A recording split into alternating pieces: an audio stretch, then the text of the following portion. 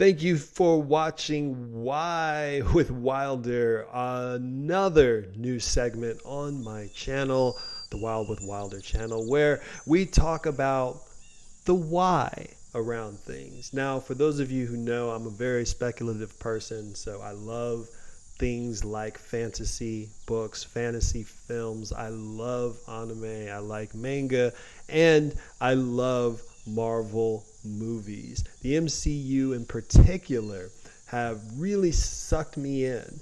As it stands, there's so much goodness inside these films that I started to recognize some patterns of some things that happen on a more grand scale, something a little bit bigger than just the films themselves. And after I started my rewatch about a month ago, where I went through and I just watched every single film in the order that it was released, with the exception of the Spider-Man films. I think I didn't have stars at the time, but I was starting to see them through the lenses, not just of the story and what it can give to me, but for what the stories represent. Marvel Studios films and superhero films in general are morality plays. So I'm going to get right into it. Be sure to hit the like button. Be sure to subscribe, because that's the only way we're going to keep this thing rolling. So thanks to you guys. Let's go.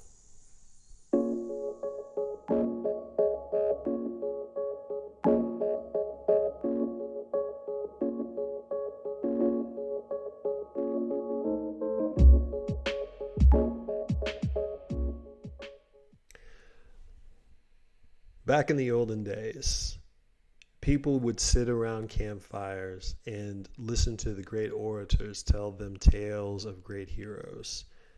We know the stories from ancient Greek myth. We know about Odysseus. We know of the trials he went through. We know about Hercules or Heracles. We know about the trials and tribulations he went through. And the sentiment of focus is on excellence, is on Hercules can do all these great feats and he amasses this great strength. He's the strongest person who lives. He fights lions. He tackles trolls. He rescues. He lifts. This is the epitome of this type of person. And there's tons and tons of stories. Like when I think about all of the different Greek gods, they were a lot like us. They argued, they bickered, they fought, they cheated on each other. They did sneaky things. They tried to amass power. They went to war. They loved.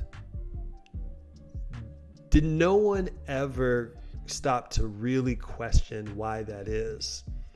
If you're telling a story and you are trying to express, okay, this is a godlike being. They are very close to perfection. This is Athena. She is the wisest among all of us. Well, I want to see her being wise, don't I? I want to see Athena knowing what to do, knowing what to say, knowing who to go against and who to let be. I don't want to see her gambling away her money, having to sell old gems to other gods because she's a gambling addict. I don't want to see Zeus committing adultery, not being an upstanding citizen, giving into his personal lust. I don't want to see so forth and so on. But we do. That's the key. We do. When I think about Marvel's MCU, I think about great feats. I think about fun times. I think about monsters trying to attack us. I think about people stretching beyond their means. I think about the bad times of the struggle. And yet I also think about the humanity of these characters. They're stuck in the trauma of their lives. The beautiful thing about just what makes superhero characters so great is that we get the sense that their powers are actually earned. They don't just get to be the characters that they are. They have to give something up. They have to sacrifice. They have to decide to be a little bit better than who they grew up to be. Even people like Thor had to earn that hammer. Despite his strength, he wasn't strong enough. And that, in my opinion, is the entire point.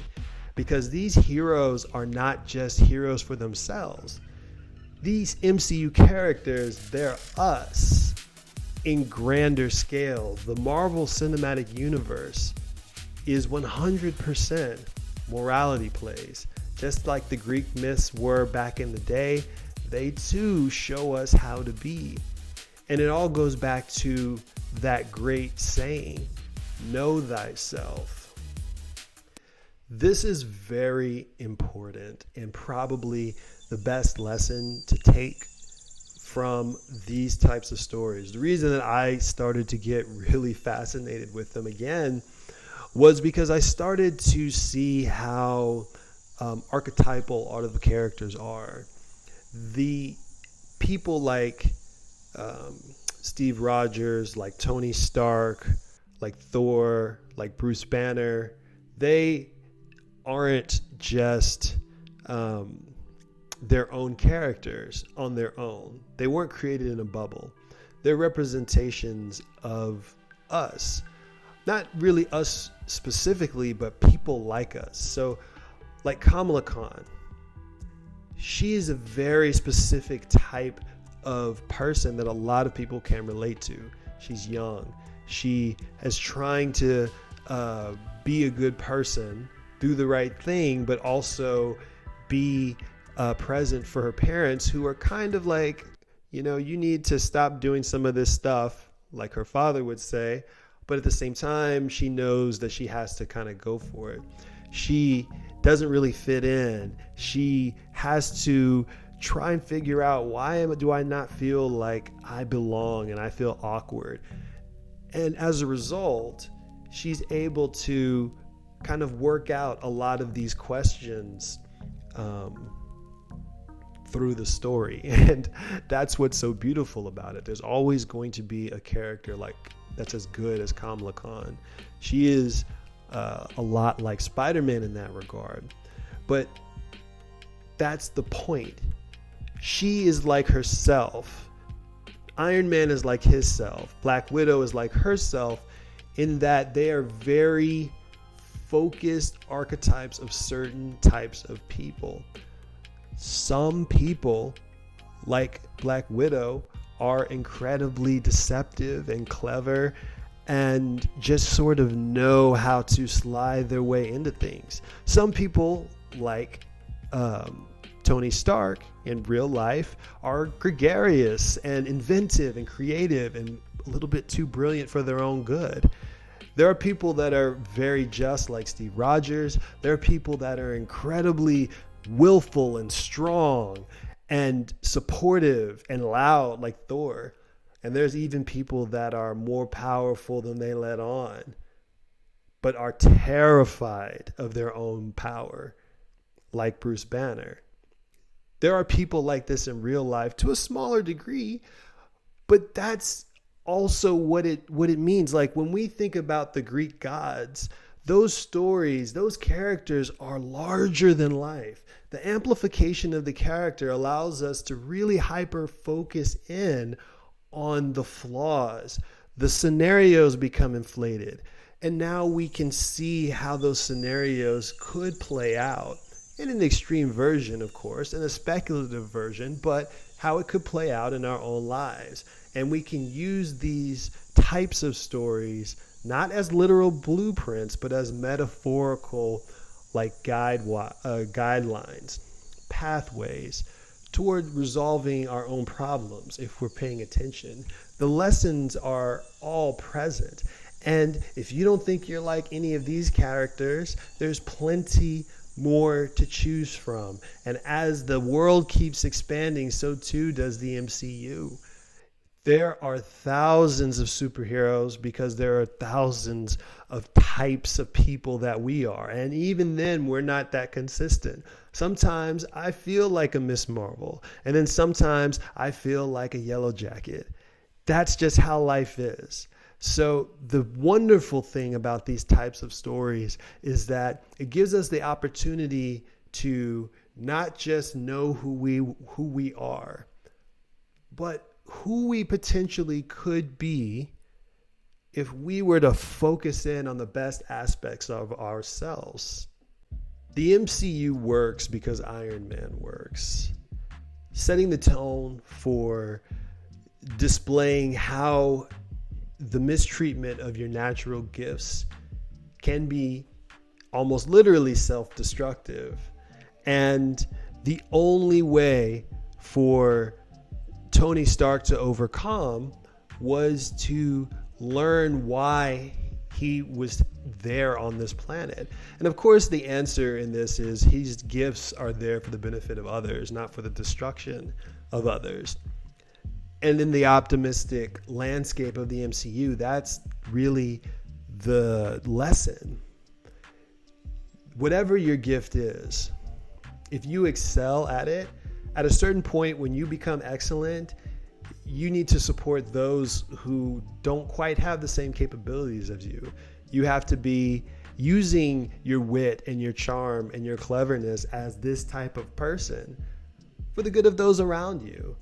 And it also shows that there are sides of the self that can be destructive, but there's also pieces of the self, like the rebellious nature, that you should never give up. Because if you focus on that and let it work for you, then you can actually leverage that for the good of others. As long as you're focused on those around you, it's a great lesson. I mean, and that's all these stories are. They're lessons, they're morality tales. Find who you are and see how you could go wrong and you can go right all in the same movie. And that's why I think the MCU is so important. If I were to break it down like this, I think it starts with trying to find out which character you probably on average relate to. Say this is a thought exercise of, okay, that sounds great, Alex. What do I do? I don't know which character I am, but maybe you do. Maybe you know exactly which of these characters you like, but you know really deep down you're more similar to this character over here. Maybe you love Scarlet Witch, but in truth, you're more like Vision. That is part of the self-conversation. That's part of the trying to understand who you are. Knowing the self is kind of the only way to even get started with something like this. Because yes, there's an aspect of learning how different types of people might appear in the world, how they can appear as destructive. So we know, okay, if this person who kind of has these type of tendencies, like a Tony Stark, starts to be a little bit beyond themselves and just do whatever they want to an extreme and not listen to anybody, then okay, that is potential problem for them. Same with like a Steve Rogers picking a cause and then never backing down, even if it's a bad cause. That could be self-destructive for him. But there is a lot of noticing that this person over here who's like those characters, we see them at their best too, so we can know what to expect from whom they are. And I think that that is very important too.